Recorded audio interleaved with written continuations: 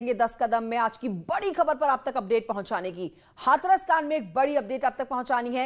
SIT की team एक बार फिर से पीड़ित परिवार के गांव पहुंच चुकी है। एसआईटी का कार्यकाल 10 दिन के लिए और बढ़ाया गया है। जांच की 10 दिन की समय सीमा और बढ़ा दी गई है और इसी वजह से एक बार फिर से पीड़ित परिवार के गांव पहुंची एसआईटी की टीम। 10 दिन और दिए गए हैं एसआईटी की टीम को, जिसके बाद एसआईटी की टीम हाथरस पहुंच चुकी है। आज एसआईटी की टीम को अपनी रिपोर्ट सौंपनी थी। आज समय सीमा जो खत्म होनी थी उसको 10 दिन के लिए आगे बढ़ाया गया। अब एक बार फिर से पहुंची है हाथरस एसआईटी की टीम और एसआईटी की टीम की गाड़ी की है आप तस्वीरें देख रहे हैं। 10 दिन का समय और मिला है। जितने सबूत जुटा सकती है एसआईटी की टीम वो इन 10 दिनों में ही जुटाने होंगे और एसआईटी की टीम को जो ये 10 दिन का समय मिला है, टीम गांव में पहुंचकर जांच पड़ताल आगे बढ़ा चुकी है। हाथरस कांड जिस पर राजनीति गरमा रखी है, एसआईटी को बड़ा जिम्मा दे रखा है यूपी सरकार ने इस पूरे मामले को सुलझाने का। आज समय सीमा जो खत्म होनी थी एसआईटी की उसको 10 दिन के लिए और बढ़ा दिया गया है। अब ये अच्छी बात है कि एसआईटी की टीम के पास 10 दिन और हैं। तमाम अधिकारी बीते काफी दिनों से आप देख रहे थे लगातार हाथरस पहुंचे हुए थे। पीड़ित परिवार से, आरोपी परिवार से, हर एंगल से, हर तरीके से और हर उस शख्स से बातचीत की जा रही थी जो इस पूरे मामले से जुड़ा हुआ है। लेकिन इस बीच हाथरस कांड में ये बड़ी अपडेट आपको दे रहे हैं कि एसआईटी की टीम जिसकी समय सीमा आज खत्म होने वाली थी, उन्हें 10 दिन का समय और मिला है। अब 10 दिन में अपनी जांच पड़ताल और आगे बढ़ा सकती है एसआईटी की टीम। तो एसआईटी की समय सीमा बढ़ाए जाने के बाद समाजवादी पार्टी ने इस पर सवाल खड़े कर दिए। समाजवादी पार्टी के प्रवक्ता अनुराग भदौरिया ने सरकार पर इस पर निशाना साधा। सुनिए। कमाल उत्तर प्रदेश की सरकार है, कोई भी काम समय सीमा के अंदर पूरा नहीं कर पाती है। हाथरस केस में 7 दिन के अंदर में एसआईटी को जांच पूरी करके देनी थी, जो नहीं दे पाई। अब 10 दिन का समय और मांग रही है। इसके मतलब सरकार और प्रशासन के बीच में कहीं ना कहीं कोई तो समस्या है और यह समस्या उत्तर प्रदेश की जनता के लिए ज्यादा चिंता का विषय है। एसआईटी की समय सीमा बढ़ाए जाने पर भी विपक्ष को एक मौका मिल गया सरकार को घेरने का। इस बीच आगे बढ़े और आपको बताएं कि अमेठी से सांसद और केंद्रीय मंत्री स्मृति ईरानी ने हाथरस के मामले पर कहा कि उनकी इस मामले पर सीएम योगी से बात हुई है, जिसमें सीएम योगी के आदेश के बाद एसआईटी की जांच शुरू हो गई। साथ ही सीबीआई जांच के लिए भी सीएम योगी की तरफ से सिफारिश कर दी गई। स्मृति ईरानी कहती है कि उन्हें सीएम योगी पर भरोसा है। साथ ही उन्होंने ये भी कहा कि जांच में न्याय जरूर मिलेगा। मेरी जब चर्चा हुई मुख्यमंत्री जी से, उन्होंने आश्वस्त किया कि उन्होंने एसआईटी का भी गठन किया है। एसआईटी के गठन के बाद सीबीआई को भी उन्होंने केस रेफर करने की बात कही है। चूंकि अब उन्होंने सीबीआई को केस रेफर किया है, मैं अधिकृत प्रवक्ता नहीं हूं सीबीआई की, लेकिन हाँ इतना मुझे निश्चित विश्वास है कि निष्पक्ष जांच होगी और न्याय निश्चित रूप से होगा। पीड़ित परिवार को सुरक्षा, हाथरस में पीड़ित परिवार की बढ़ाई गई है सुरक्षा। पीड़ित परिवार की सुरक्षा पर उठ रहे थे सवाल और इसीलिए सुरक्षा बढ़ा दी गई है। घर के बाहर लगाया गया है मेटल डिटेक्टर। आने जाने वालों की एंट्री रजिस्टर में होगी। तो अब पीड़ित परिवार की सुरक्षा बढ़ाए जाने की जो मांग की जा रही थी वो मानी गई है, बढ़ा दी गई है पीड़ित परिवार की सुरक्षा। चूंकि हर राजनीतिक पार्टी पीड़ित परिवार से मिलने पहुंच रही है, मीडिया का जमावड़ा भी लगातार हाथरस में बना हुआ है। इस बीच दंगों की भी खबर आई थी। दंगा भड़काने के लिए बकायदा वेबसाइट जो बनाई गई थी, 4 लोगों की गिरफ्तारी भी की गई है। दंगा ना भड़के पूरे हाथरस में सुरक्षा बढ़ाई गई और अब पीड़ित परिवार के घर के बाहर भी सुरक्षा बढ़ा दी गई है।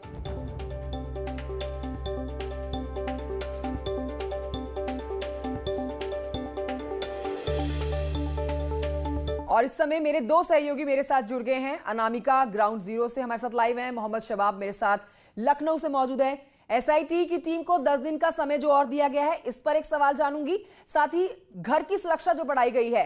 अनामिका, आप चूंकि ग्राउंड जीरो पर मौजूद हैं, पहला सवाल कि आप कहां पर हैं इस समय और पीड़ित परिवार की सुरक्षा जो बढ़ाई गई है जिसकी मांग की जा रही थी, उस पर अब परिवार का रिएक्शन क्या है? संतुष्ट हैं वो लोग?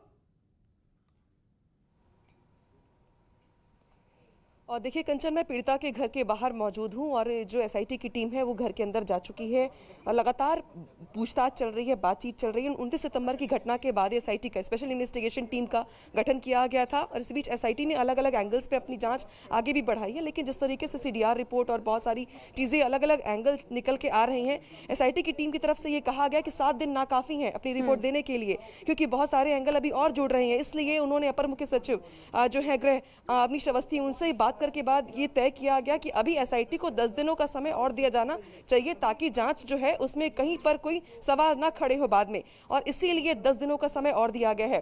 तस्वीरों में देख रही होंगे आप, एसआईटी की टीम घर के अंदर है, पूछताछ चल रही है। एसआईटी की टीम कल भी गांव के अंदर आई थी, लेकिन वो घर पे नहीं आई थी, वो वहां पर गई थी जहां पर पीड़िता का अंतिम संस्कार किया गया था। एसआईटी ने वहां के पूरे माहौल का जायजा लिया था, आसपास के लोगों से पूछताछ की थी, लेकिन आज फैमिली मेंबर से पूछताछ चल रही है। जो दूसरा आपने सवाल मुझसे पूछा था कि एसआईटी के बाद इस जांच के बाद जो सिक्योरिटी है उसके लिहाज से आपने मुझसे पूछा था, तो मैं बता दूं आपको कि कल सुप्रीम कोर्ट में यूपी सरकार ने जो हलफनामा दिया था, उसके बाद सुप्रीम कोर्ट ने एक टिप्पणी की थी कि इस पूरे प्रकरण को लेकर के जो गवाह है, इसके अलावा जो पीड़ित परिवार है, उसकी सुरक्षा में कोई चूक नहीं होनी चाहिए। उसके बाद से हमने यहाँ देखा था कि गहमा गहमी बढ़ गई थी। एलआईयू की टीम के साथ साथ जो पुलिस के आला अधिकारी हैं, उन्होंने भी कई बार यहाँ पे मुआयना किया। इसके अलावा देख सकते हैं आप कि ये जो पतली सी गैलरी बनी हुई है पीड़िता के घर के बाहर, यहाँ भी आपको लंबी फौज दिखाई दे रही होगी, जहाँ पर एक आदमी की एंट्री होती है। अगर कोई आ रहा कोई जा रहा, पूछा जाता है कि अगर आप मीडिया से नहीं है तो कहाँ से हैं और क्यों यहाँ पर घूम रहे हैं। तो इस तरीके की सुरक्षा के इंतजाम कम से कम बिल्कुल, और अनामिका ऐसा करना जरूरी भी हो जाता है, परिवार को सुरक्षा देना भी शायद जरूरी हो जाता है, क्योंकि दंगों वाला जो एंगल आया था उससे न सिर्फ प्रदेश सरकार की बल्कि पूरे देश की चिंता बनी हुई थी कि दंगे भड़काने की जो साजिश थी जिसे फेल कर दिया गया। मोहम्मद शबाब भी हमारे साथ जो लखनऊ से मौजूद है, उन पर एसआईटी की जो समय सीमा बढ़ाई गई है उस पर जानकारी ले लेते हैं। मोहम्मद शबाब, सरकार काम कर रही है तो विपक्ष को दिक्कत हो रही है, काम करते करते भी हर बात में अड़ंगा। अब यहां पर विपक्ष ने घेरना शुरू कर दिया है कि एसआईटी की समय सीमा क्यों बढ़ा दी गई? बिल्कुल, देखिए राजनीतिक पार्टियां जो हैं वो सीधे तौर पर मसले पर राजनीति करना चाहती हैं, उनका मकसद सिर्फ और सिर्फ राजनीति होता है। लेकिन चूंकि मामला हाथरस का बहुत ज्यादा संजीदा था और जिस वक्त ये घटना घटी थी उसके फौरन बाद उत्तर प्रदेश के मुख्यमंत्री योगी आदित्यनाथ ने इस मामले की जांच एसआईटी को सौंप दी थी, जिसने इस मसले की जांच भी शुरू कर दी थी। यही वो मुद्दा था जिसको हाथरस में एक बड़ा इशू बनाया गया था कि सिर्फ एसआईटी की जांच क्यों कराई जा रही है, सीबीआई से मामले की जांच क्यों नहीं कराई जा रही, जिसके बाद उत्तर प्रदेश सरकार ने सीबीआई जांच के लिए भी मामले को रिकमेंड कर दिया है। बात एसआईटी की अगर करें तो एसआईटी पिछले एक सप्ताह से लगातार वहां पर जो गांव है वहां पर बातचीत कर रही थी। चंदपा जो गांव है वहां पर बातचीत कर रही थी, जैसा अनामिका भी बता रही हैं, हर पहलू पर जांच पड़ताल की जा रही है। शायद एसआईटी को जो एक सप्ताह का वक्त दिया गया था उनके मुताबिक वो वक्त थोड़ा कम था, लिहाजा उन्होंने इस बात की मांग की थी कि हमें थोड़ा वक्त और दिया जाए तो हम इस मसले में पूरी डिटेल में जो जानकारियां हैं वो मुख्यमंत्री तक उपलब्ध करा सकें। लेकिन ये मानना होगा कि अब जो प्रेशर है, जो प्रेशर बना हुआ है, उसमें एसआईटी की टीम के पास महज 10 दिन का जो समय है उसमें उनको अपनी रिपोर्ट पेश करनी होगी और उसमें कुछ ऐसी बातें जरूर देनी होंगी जिसमें 10 दिन का जो समय सीमा बढ़ाई गई है उसका फायदा मिलता हुआ नजर आए। इस पर अनामिका से एक अपडेट ले लेते हैं। अनामिका, प्रेशर बनेगा एसआईटी की टीम के ऊपर अब 10 दिन ही और हैं समय सीमा बढ़ाने के बाद, क्योंकि विपक्ष भी हमलावर हो रहा है एसआईटी की टीम का समय बढ़ाने को लेकर। देखिए, बेहद संवेदनशील मुद्दा है, न सिर्फ यूपी के लिए बल्कि पूरे देश के लिए। तो यूपी सरकार भी ये नहीं चाहती कि वो कोई कुरकसर छोड़े, बाद में जब रिपोर्ट आए तो उसके बाद कोई भी सवाल खड़ा कर पाए, या फिर ये कहे कि जल्दी जल्दी में रिपोर्ट तैयार की गई, या फिर बाद में ये कहा जाए कि इस एंगल को तो छुआ ही नहीं गया। इसलिए सरकार की ओर से जब शासन के लोगों ने ये बातचीत करी आपस में और ये तय हुआ कि 7 दिन में क्या ही कर लेगा कोई जांच में, क्योंकि 4 दिनों में तक तो यहाँ पे सियासी ड्रामा चलता रहा। इसके अलावा पीड़िता का परिवार अलग अलग तरीके से परेशान भी रहा, मेंटल टॉर्चर भी सहता रहा। लिहाजा 7 दिनों का जो समय है वो बिल्कुल नाकाफी है एसआईटी की रिपोर्ट देने के लिए। ये बात और है कि ये जांच यहाँ पे खत्म नहीं होती, इसके बाद सीबीआई की भी बारी है, नार्को टेस्ट की भी बारी है, लेकिन एसआईटी अपनी जो रिपोर्ट देगी वो नहीं चाहती कि कोई लूप होल्स छूटे इसमें। लिहाजा ये तय किया गया कि 10 दिनों का समय अभी और दिया जाए ताकि कोई एंगल ना छूट पाए इस पूरे मामले को लेकर। अगर कोई तथ्य सामने आता है गाँव वालों की ओर से या परिवार की ओर से तो उस पर भी बातचीत हो, उस पर भी अपने अपने पॉइंटर्स तैयार किए जाए। लिहाजा अब देख रही होंगी आप, तस्वीरों में भी देख रही होंगी सामने आप, एसआईटी की टीम पूछताछ कर रही है। 10 दिन का समय और दिया गया है ताकि तसल्ली के साथ पूछताछ हो सके, कोई एंगल छूट ना पाए। ये और बात है कि अब ये भी इस एंगल पे भी तलाश किया जा रहा है कि कुछ बड़े खुलासे चौंकाने वाले हैं। तो ये कहीं भी किसी के जहन में, कहीं किसी के दिमाग में ना हो कि शायद ये एंगल छूट गया, या अगर इस एंगल पे जांच होती तो शायद रिपोर्ट कुछ और कहती। तो एसआईटी को जल्दबाजी नहीं करना चाहती है, यूपी सरकार को भी कोई जल्दबाजी नहीं है। सरकार की ओर से भी कहा गया कि विपक्ष को कोई मौका नहीं मिलना चाहिए, विपक्ष को छोड़ दीजिए, देश के जहन में अगर कोई सवाल है तो वो छूटना नहीं चाहिए। इसीलिए देख रही होंगी आपकी बगैर जल्दबाजी किए एसआईटी की टीम ने अगर समय मांगा है, सरकार की ओर से समय दिया गया है और 10 दिनों के बाद ही रिपोर्ट जब आएगी एसआईटी की, विपक्ष कोई मौका नहीं छोड़ेगा और विपक्ष तो बोलेगा ही बोलेगा, क्योंकि विपक्ष का काम ही है सरकार को घेरना। लेकिन मैं आज की अगर आपसे शेड्यूल को समझ लूं एसआईटी की टीम का, क्योंकि आज एक और दिन, आज जो समय सीमा खत्म हो रही थी उसको 10 दिन के लिए बढ़ाया गया, आज के बाद सिर्फ 9 दिन रह जाएंगे। तो आज अभी पीड़ित परिवार के साथ एक मुलाकात चल रही है, क्या कोई जानकारी आपके सोर्सेस तक पहुंची है आपके पास कि आगे का कार्यक्रम एसआईटी की टीम का क्या रहने वाला है?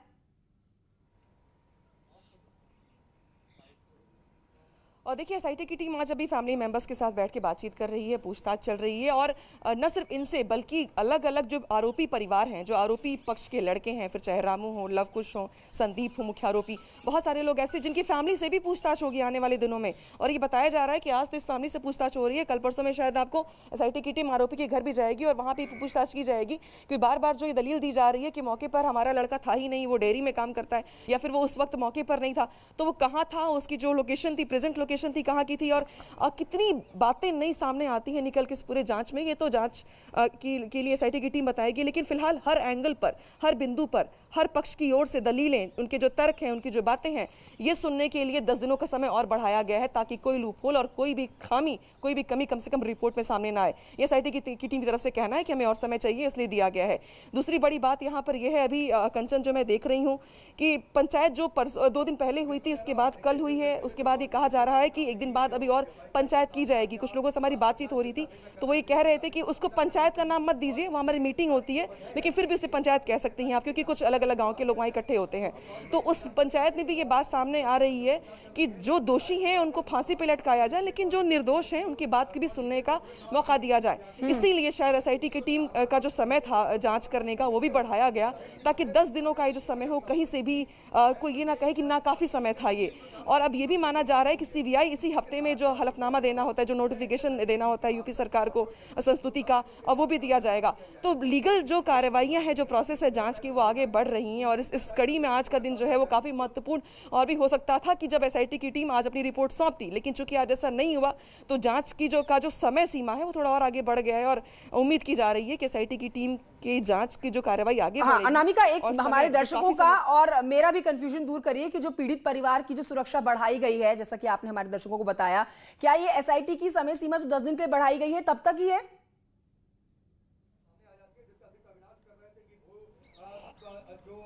और देखिए इसमें कोई समय सीमा तय नहीं की गई है, लेकिन जब यूपी सरकार ने कल सुप्रीम कोर्ट में अपना हलफनामा दिया था तो उसमें यह बताया गया था यूपी सरकार की तरफ से कि हमारी ओर से हाथरस प्रकरण को लेके कब कब क्या क्या कार्रवाइयां की गई। उसमें यह भी कहा गया कि हमने सस्पेंशन किया, हमने माहौल को धारा 144 को बनाए रखने के लिए ये कार्रवाइयां की। तो उसमें यह भी पूछा गया कि आपने पीड़िता के परिवार के लिए, सिक्योरिटी के लिए क्या इंतजाम किए, जो गवाह हैं, जो प्रत्यक्षदर्शी हैं, उनकी भी जान को खतरा है, उनके लिए क्या किया गया। तो यूपी सरकार ने इसको लेके सुप्रीम कोर्ट ने यह भी कहा कि सुनिश्चित किया जाना चाहिए कि जब तक जांच चल रही है, क्योंकि जांच अभी आज खत्म तो होने वाली नहीं है, एसआईटी की जांच अभी 10 दिन और चलेगी, सीबीआई की जांच इससे भी ज्यादा लंबी चलेगी, नार्को टेस्ट के लिए जो प्रोसेस होगा वैसे भी ज्यादा लंबा चलेगा। तो इस बीच पीड़ित परिवार की जो सुरक्षा बढ़ाई गई है उसकी कोई समय सीमा नहीं है, जब तक जांच चलेगी, जब तक एक फाइनल रिजल्ट नहीं आ जाता तब तक पीड़ित परिवार की सुरक्षा यूं ही बनी रहेगी। अनामिका बहुत शुक्रिया, मोहम्मद शबाब आपका भी बहुत शुक्रिया जानकारी हमारे दर्शकों तक पहुंचाने के लिए। 10 कदम में आगे बढ़ते आपको बताएं कि हाथरस कांड पर एक बड़ी अपडेट, आम आदमी पार्टी के विधायक कुलदीप कुमार की गिरफ्तार, एफआईआर उनके ऊपर लेकर है। आम आदमी पार्टी के विधायक कुलदीप कुमार के ऊपर एफआईआर दर्ज की गई है।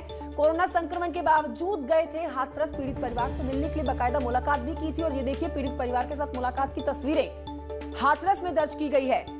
कुलदीप के खिलाफ एफआईआर, पीड़ित परिवार के साथ मुलाकात की। आम आदमी पार्टी के विधायक हैं, कोविड पॉजिटिव थे और कोविड पॉजिटिव होने के बाद गए पीड़ित परिवार से मिलने के लिए।